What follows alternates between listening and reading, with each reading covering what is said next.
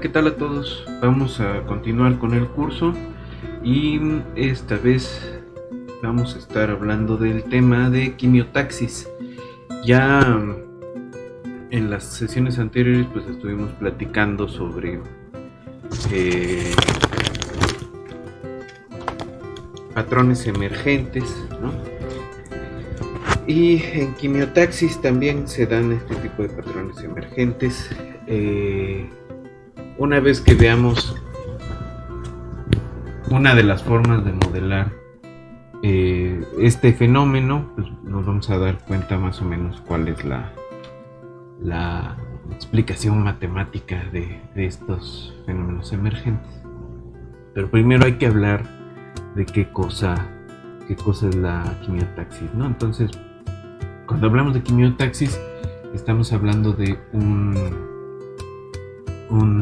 movimiento de células o de bacterias o de bichos que está provocado por la concentración de algún químico. La concentración de algún químico en el medio cercano donde está el bicho, ¿no?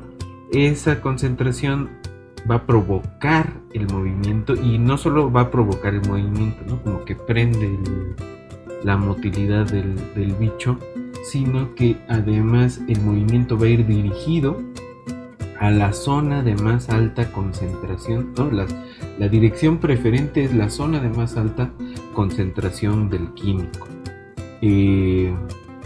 Entonces, algunos ejemplos de estos pues son, por ejemplo, algunas bacterias en la presencia de azúcar, ¿no? De cristales de azúcar, el movimiento de los espermatozoides de algunas especies es quimiotáctico. Algunas células del sistema inmune, los neutrófilos, se sabe que se mueven siguiendo un mecanismo quimiotáctico. La inflamación que sigue a una herida, ¿no? Y que se debe al movimiento de algunas de estas células del sistema inmune, ¿no? La respuesta inflamatoria es un fenómeno quimiotáctico. La curación de heridas podemos verlo como una cosa quimiotáctica. El movimiento de las hormigas es quimiotáctico. Y hay una cosa muy interesante de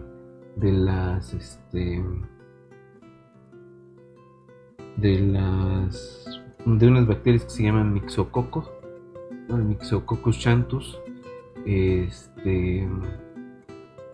tiene una especie de movimiento quimiotáctico cuando depreda a otra especie. En particular hay un experimento ahí con Myxococcus xanthus depredando a Bacillus subtilis, y otro es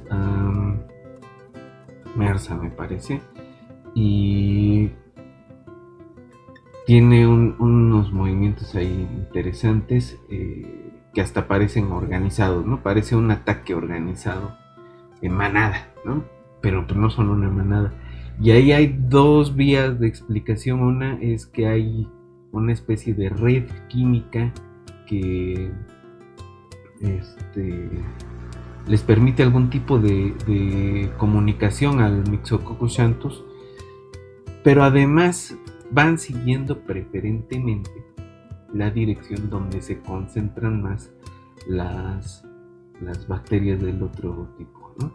Y entonces una posible explicación es que tienen una forma de detectar a las bacterias siguiendo la concentración de químicos que dejan como desecho las otras bacterias.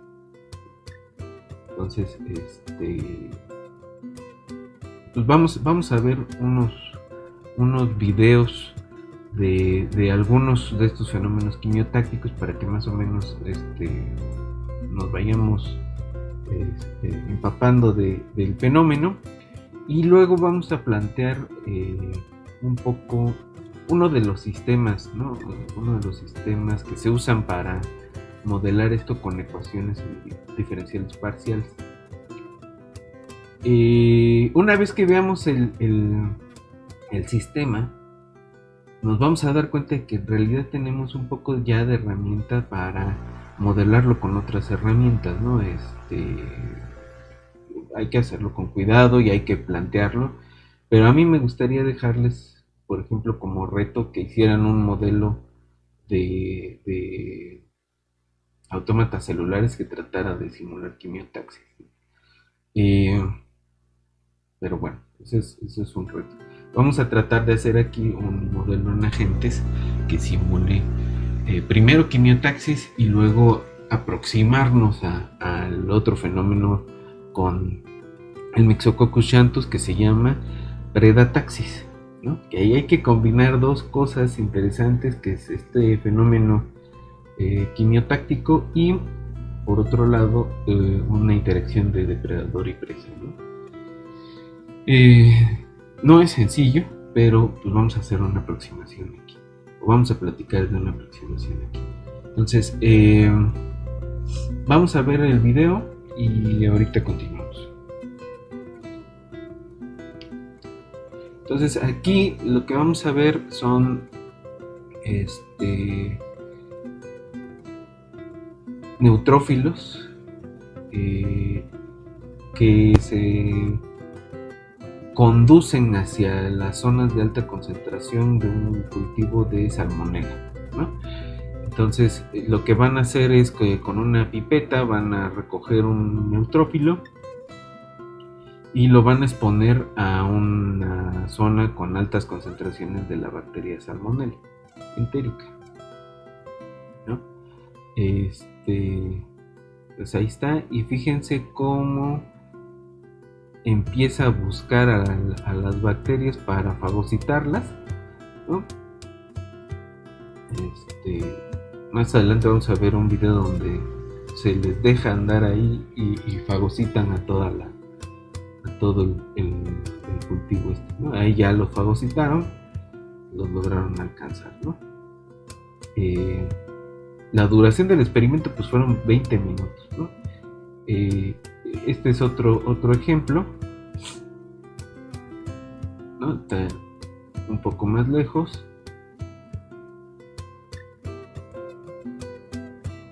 pero sigue buscando, ¿no? En el espacio que tiene la zona de más alta concentración de la bacteria esta de salmonela y trata de moverse hacia esa región, ¿no? Igual es un experimento de aproximadamente 20 minutos. Ahí está la referencia, ¿no? Este es un video de un artículo que salió en Plus One. Estas son otras bacterias, estas son ciliadas. Y esa cosa que se ve en el centro es un cristal de azúcar. Y entonces, fíjense cómo se va moviendo hacia la parte donde está más concentrada. Esto es otra vez neutrófilos comiéndose bacterias. Y son varios, ¿no? Entonces aquí hay unos que ya están fagocitando, del lado izquierdo hay unos que ya están fagocitando bacterias y otros que no se alcanzan a mover porque no están tan cerca de la concentración grande, ¿no? Pero otra vez el movimiento va dirigido hacia las zonas de alta concentración. Esta es ese mismo experimento, pero es una micrografía y luego está reconstruida en 3D, ¿no? Y en rojo se ven las bacterias y en verde brilloso están los neutrófilos, ¿no? Y esto ya es una micrografía del momento en donde ya están fagocitadas las bacterias.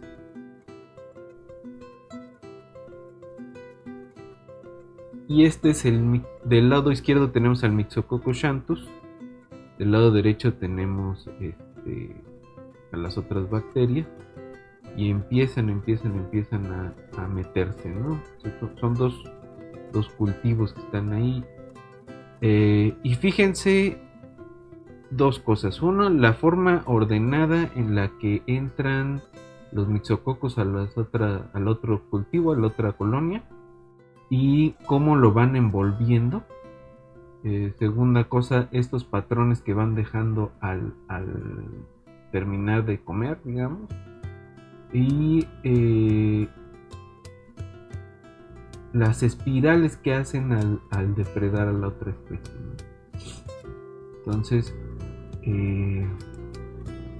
por ahí hay un mecanismo también de quimiotaxis, que se le llama, en la literatura le han llamado predataxis, ¿no? Entonces ahí hay una serie de artículos sobre el comportamiento depredador del Myxococcus xanthus, que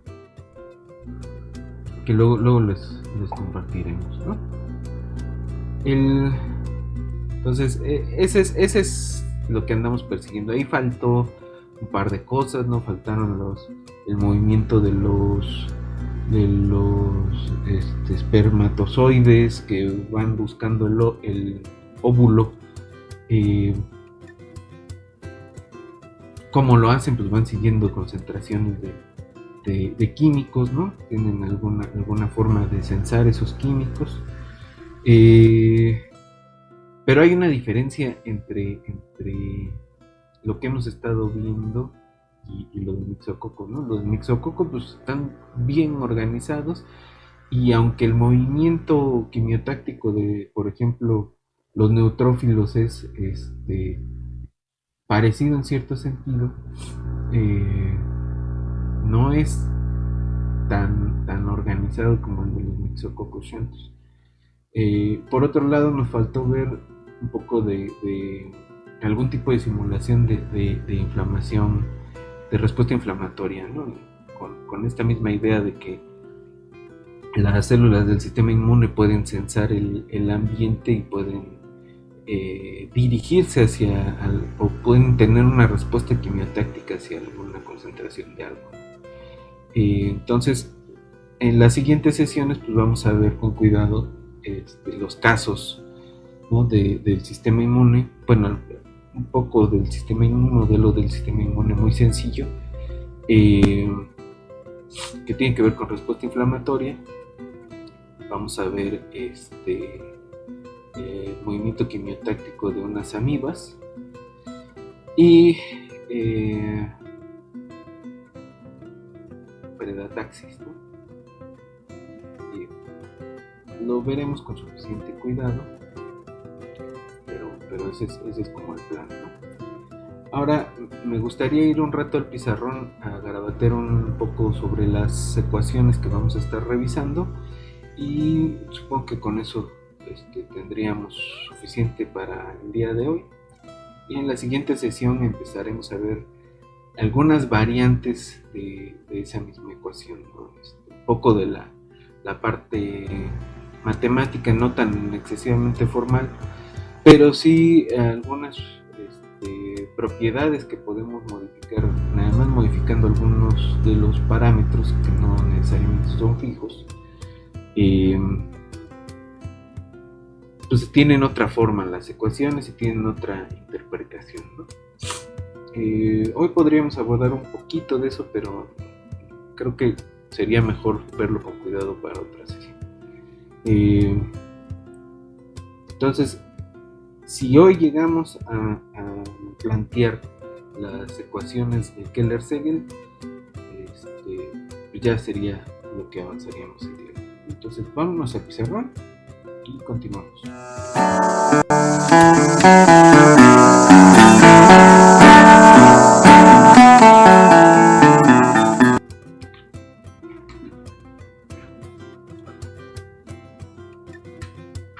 Ok, entonces, ¿de qué es lo que vamos a estar hablando esta vez?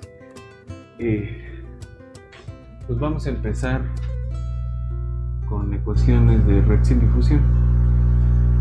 Ya hablamos de eso en clases anteriores.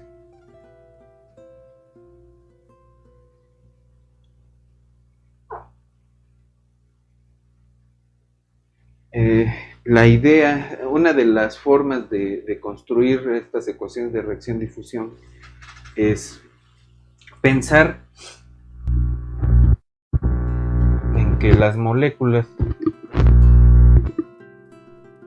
de las que estamos hablando son una especie de caminantes aleatorios, ¿no? Empezamos con caminantes aleatorios en una sola dimensión y en el límite eso se ve como una ecuación de onda, ¿no? Y en varias dimensiones esa es una ecuación de difusión. Entonces, en las ecuaciones de reacción-difusión pues tenemos dos procesos, ¿no? Esto donde están chocando las moléculas, que es la parte reactiva, y que básicamente lo modelamos con alguna función no lineal, y la parte de difusiva que tiene que ver con la ley de Fick, ¿no? Entonces siempre es bueno que nos acordemos de la ley de Fick, que es en el fondo lo que dice es que la difusión se da en cierta dirección, ¿no?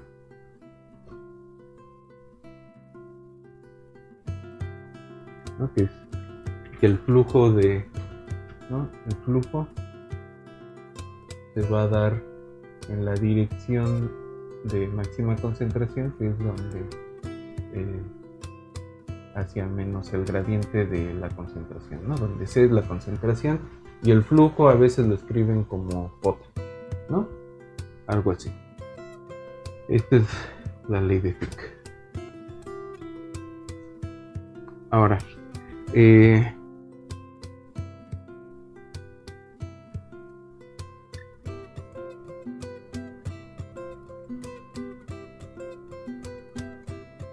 es lo que vamos a tener?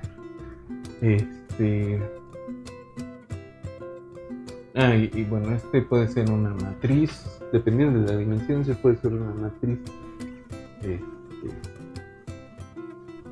pero puede ser constante o no, ¿no?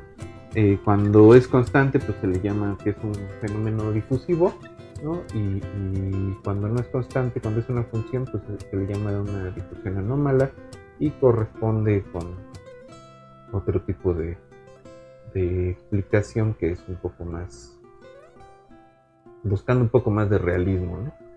Pero bueno. Entonces, ¿qué vamos a perseguir de momento? Pues una idea de tener alguna ley de conservativa, ¿no?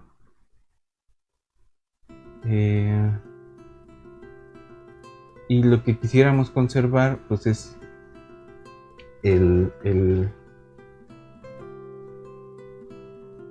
lo siguiente, ¿no? Tenemos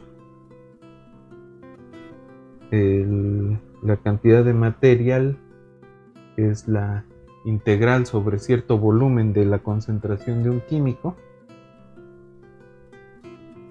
Esta quisiéramos ver cómo cambia en el tiempo, y la respuesta es que eso se conserva en el siguiente sentido.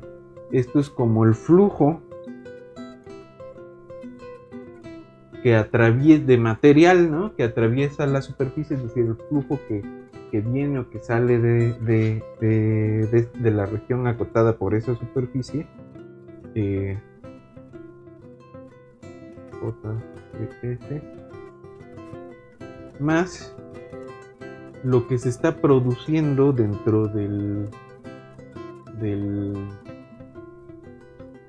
volumen, ¿no? Entonces aquí estamos suponiendo que tenemos cierta región por acá, que puede ser una papa, ¿no?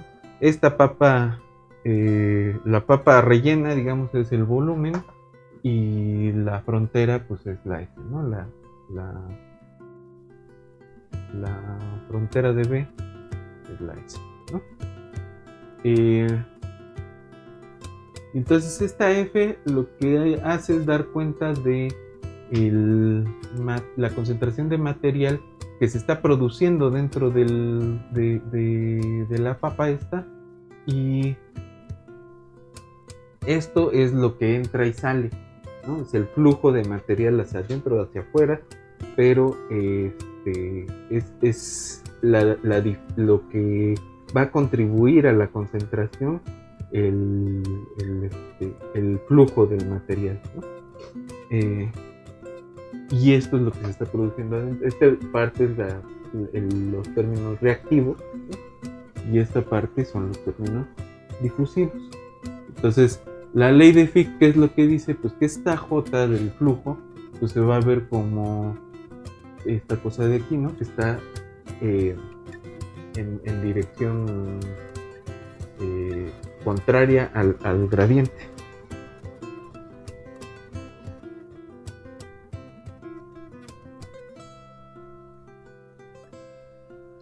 Ahora,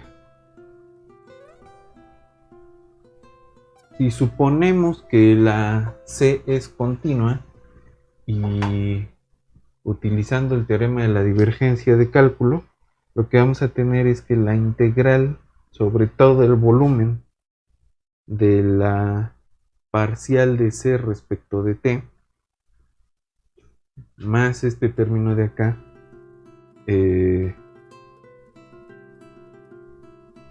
¿no? El operador nabla punto, este es donde aplicamos el teorema de la divergencia, ¿no? Punto el flujo menos F. Ahora, F puede depender de C, de X y de T, ¿no? F es una función típicamente no lineal en C y puede ser lineal en X, ¿no? Toda esta integral respecto de B, ¿no? Y lo que tenemos de aquí es que esto tiene que ser cero, ¿no? Esta es la ley conservativa. Quiere decir que la concentración se puede, la concentración del químico puede reducirse a lo que se produce en una reacción y a lo que se difunde a través de la frontera de la región que estamos estudiando, ¿no?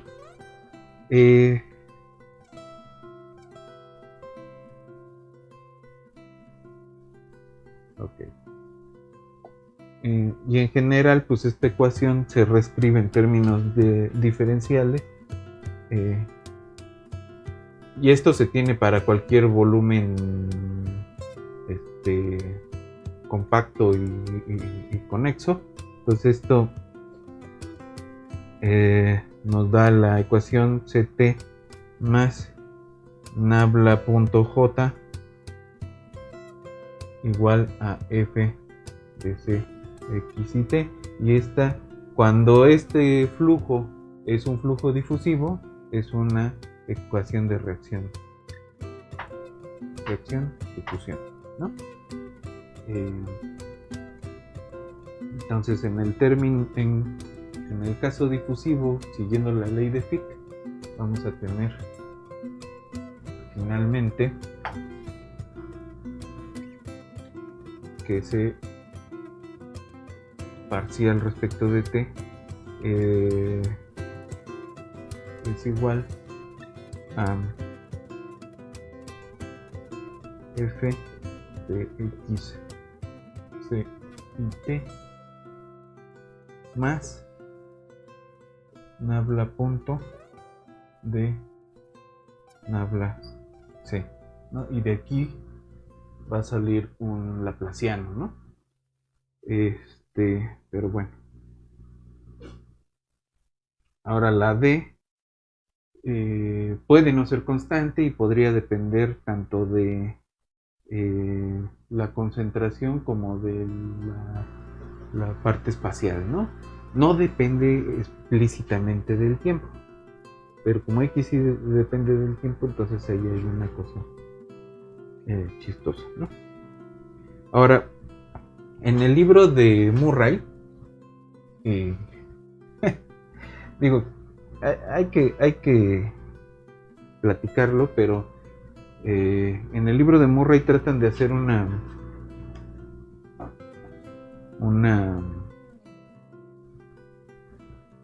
parte como de aplicarlo a algún tipo de fenómeno ecológico. Estas de reacción-difusión, ¿no? Entonces él dice, pues si hablamos del contexto ecológico, podemos interpretar la parte de la fuente, ¿no?, como nuevos individuos, ¿no? O bueno, como la parte demográfica, ¿no?, es nacimientos y muertes.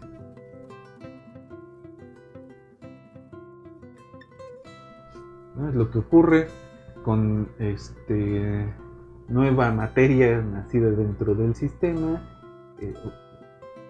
¿no? La materia que se está generando dentro del sistema y que también se está degenerando dentro del sistema, ¿no? Y el C, pues, es la densidad de población.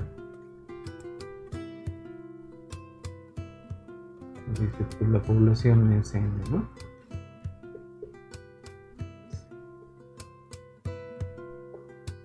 Y entonces dice, bueno, si tu población tiene crecimiento logístico,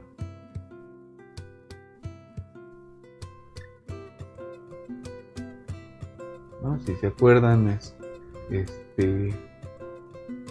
crecimiento rápido y luego se apelmaza hacia un valor, ¿no?, que tiene que ver con la K, que es qué tantos individuos aguanta un sistema ecológico, ¿no? Entonces podemos escribir una ecuación análoga a un sistema de reacción-difusión, pensando en la distribución espacial del bicho. Ahora, aquí hay que tener cuidado, ahorita hacemos un par de comentarios. Tenemos la población, cómo va a cambiar respecto del tiempo. Pues esto va a ser R, va a ser nuestra F más D por el laplaciano de N, ¿no? Y la F, ¿quién va a ser? Pues la F va a corresponder al crecimiento logístico. Entonces es una tasa de nuevos individuos, 1 menos N sobre la capacidad de carga del sistema, ¿no? Y entonces se ve como Rn 1 menos N sobre K más D habla cuadrado N, ¿no?, el laplaciano de N. ¿Qué estamos diciendo? Que los nuevos individuos crecen como que la población obtiene nuevos individuos creciendo como una logística, es decir, tiene una fase de crecimiento rápido y luego se apelmaza hacia la capacidad de carga del sistema. ¿Qué es lo que pasa si esto cae por acá? Pues tiende a estabilizarse hacia la capacidad de carga, ¿no? Entonces, en general lo vemos así, ¿no? Pero si tuviéramos contradatos, pues lo que vamos a ver es una aproximación. Esta es una aproximación al proceso real, ¿no?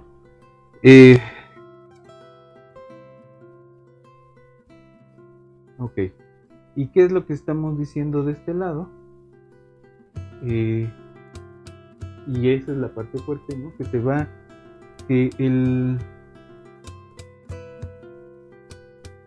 la distribución espacial del bicho, o bueno, que va a haber nuevos bichos porque se mueven hacia donde hay más bichos,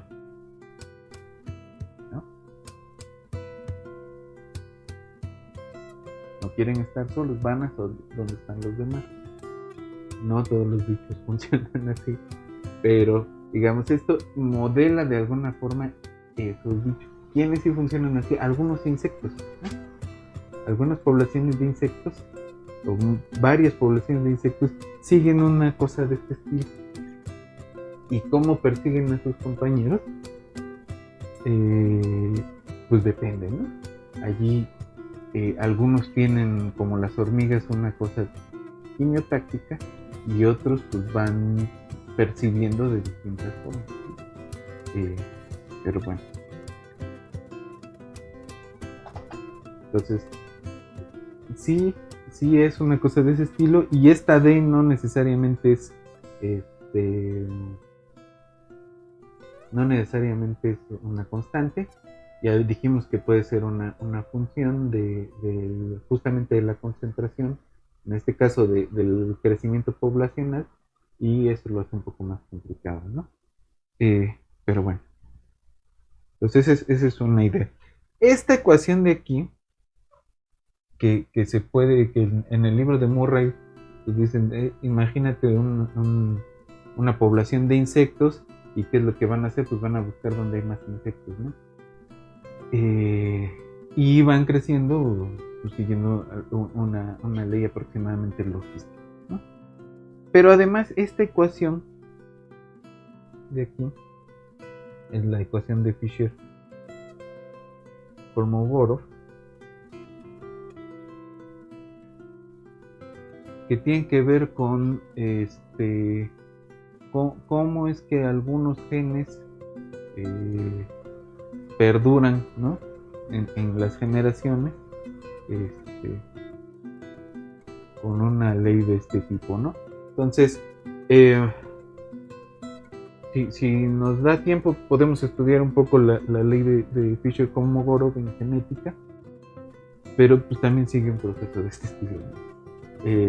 Entonces, bueno. Lo que nosotros queríamos ver es, bueno, pensar en concentraciones de químicos, ¿no? Propiamente.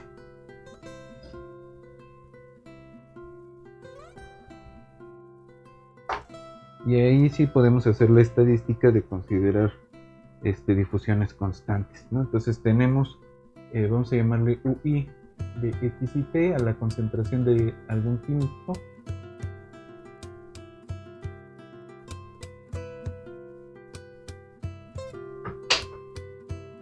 de una sustancia, digamos, y de ahí es su coeficiente de difusión, ¿no?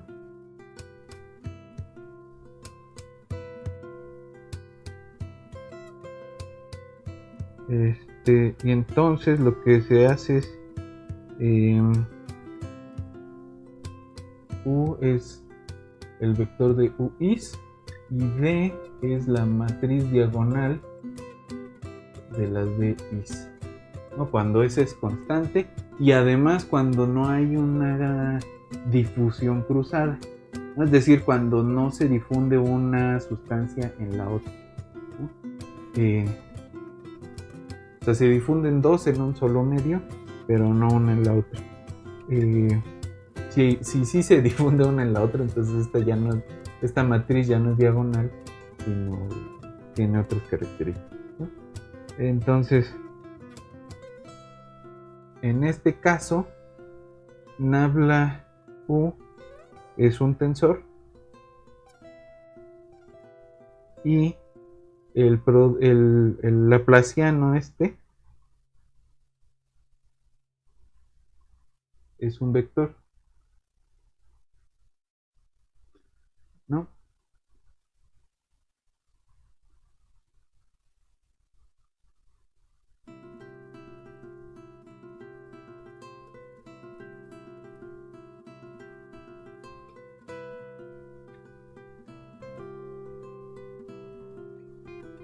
Ahora, uno de las aplicaciones de esto, ya medio lo platicamos en una ocasión anterior, es de los mecanismos de Turing, ¿no?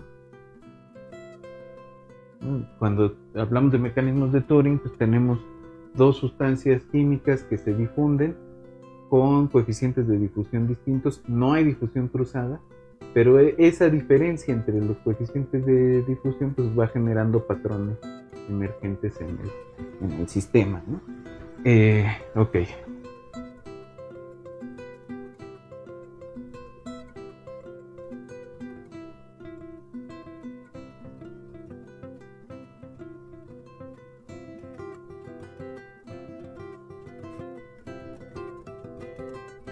Ahora supongamos justamente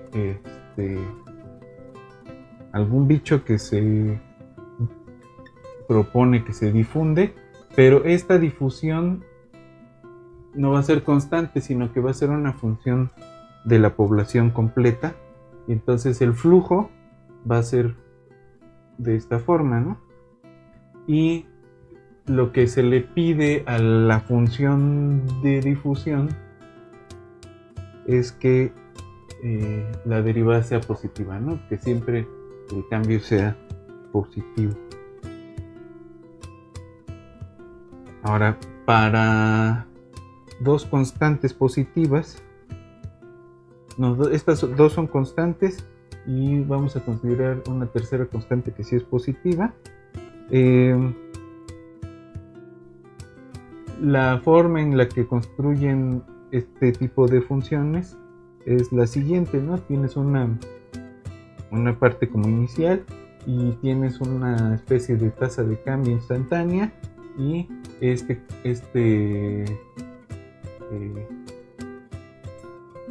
esa m que te va diciendo qué tanto le afecta ¿no?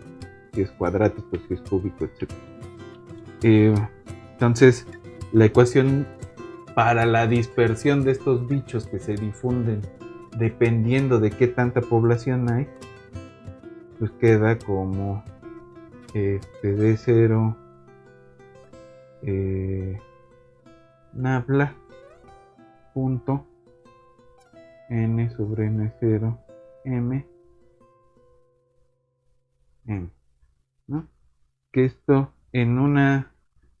si pensamos que esto lo podemos reducir para visualizar a una sola dimensión, entonces esto es una ecuación que se ve de esta forma. Nx y todo esto respecto de x, ¿no?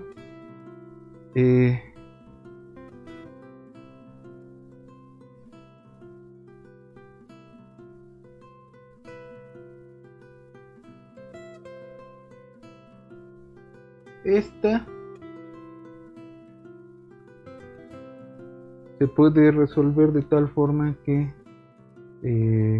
la solución se ve de la siguiente forma: gamma dt a la menos 1 por 1 menos x sobre r0 gamma dt cuadrado todo a la raíz emésima.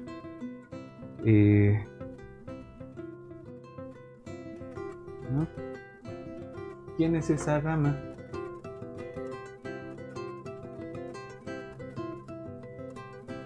La gamma es simplemente t sobre t0 a la 1 sobre 2 más m. R0 es Q, que es el número inicial de bichos, ¿no? N0 Q. Esta función gamma que ya conocen de funciones especiales, 1 sobre n más 3 medios,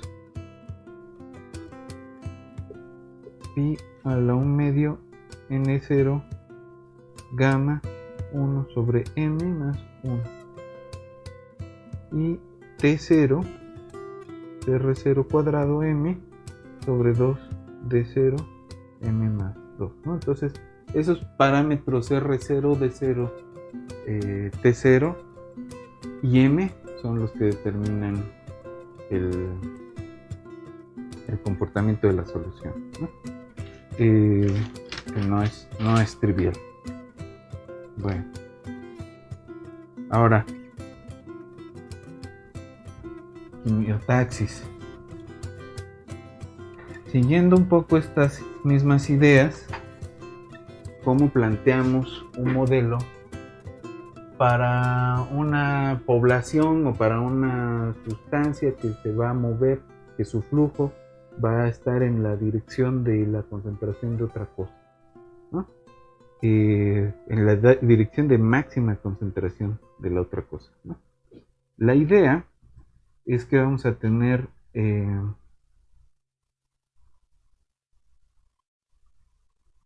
a una sustancia atrayente, ¿no? O atractiva, si quieren.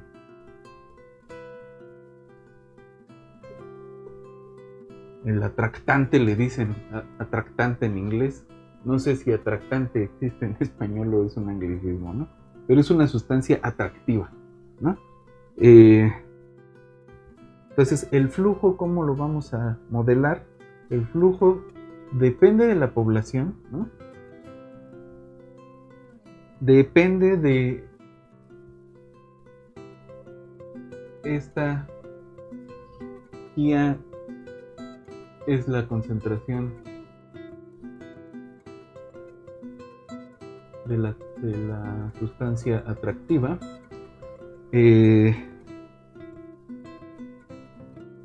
Y va a depender de dónde está esa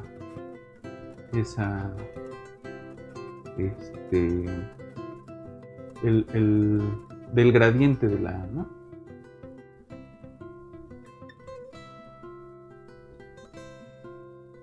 Que es la dirección de la máxima concentración de A. Y la ecuación queremos hacerla como una cosa de reacción-difusión. Va a ser esta es la concentración de la población que estamos pensando, que podríamos pensar que son bacterias que se mueven. El término difusivo, que es nabla por el flujo, que en este caso que se ve de esta forma, y la función, la parte reactiva, que va a depender del atractante, ¿no? Esto de la sustancia atractiva, ¿no? Esa sustancia atractiva va a crecer como una exponencial en su concentración y va a tener un decaimiento, ¿no? Entonces, si hay alguna reacción que la produce, entonces, o si la misma población la está produciendo, como en el caso de las hormigas, esa sustancia tiene una entrada y si no, decae exponencialmente, ¿no? Eso es lo que estamos pensando.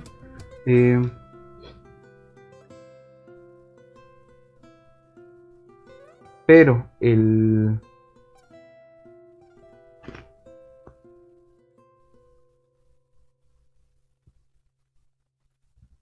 ojo aquí, A depende también de tiene su posición en cierto tiempo y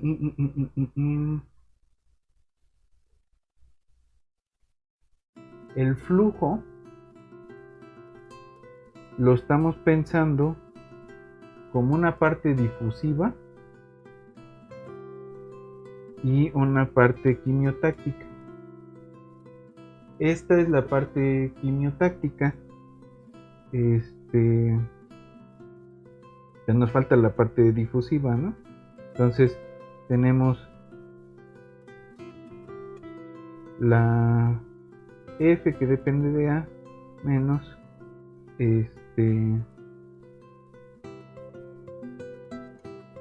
nabla punto esta parte,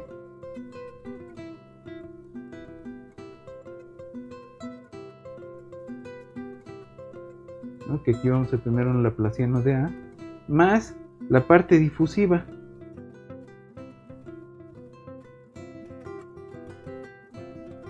¿no? Que tiene que ver con la difusión de la N misma. Ahora, esta difusión puede estar provocando la producción de más sustancia atractiva, ¿no? En el caso de feromonas, por ejemplo. Y entonces esta es la ecuación de reacción, difusión. Si A es generada por la población, entonces básicamente lo estamos considerando en términos de N. Entonces, reacción, difusión quimiotaxia, ¿no? Esa es la ecuación que estamos persiguiendo. ¿Cómo vamos a llegar a la de Keller-Segel? Es de la siguiente forma. La pregunta es cómo modelamos la A. Y con eso terminaríamos el día de hoy, ¿no? La A cambia con el tiempo como una función que depende tanto de sí misma como de la n, y tenemos un término difusivo para la A, ¿no? Entonces la A también sigue una ecuación de difusión, ¿no? Entonces vamos a tener esos dos términos. ¿Qué es lo que se espera? Esta G es un término cinético y se espera que la difusión de la A sea mayor que la difusión de la D. Se parece, ¿no?, en ese sentido al mecanismo de Turing.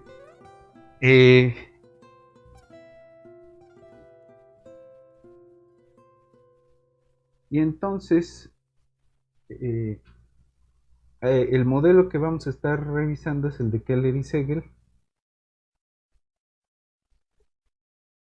que ellos propusieron una G de AN que se ve como HN menos KA. La HN representa la producción espontánea de alguna forma de la sustancia atractiva, que es pues proporcional a la población, ¿no? Que pueden ser amibas, hormigas, lo que sea, ¿no? Y esta es una K. Y la KA, que es el decaimiento, ¿no? Entonces, en ausencia de producción, pues decae exponencialmente, y en ausencia de difusión, ¿no? Entonces, ¿cómo quedan las ecuaciones de Keller y Segel?